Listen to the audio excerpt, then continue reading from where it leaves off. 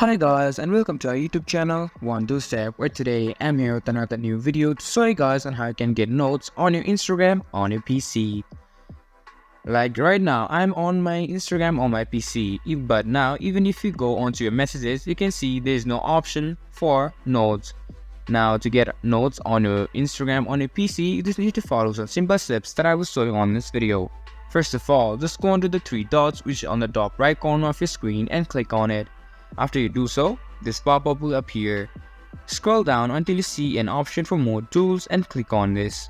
After you do so, another small options will appear where now you need to go on to developer tools. And now after you click on developer tools, you can see this screen appear.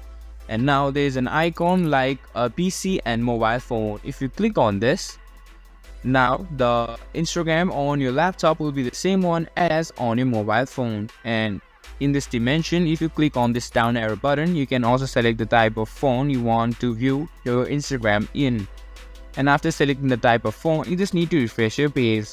Now after refreshing your page, you can see that you can go on to messages, and now you'll be able to get your notes from here. And now that's how you can get notes on your Instagram on your PC.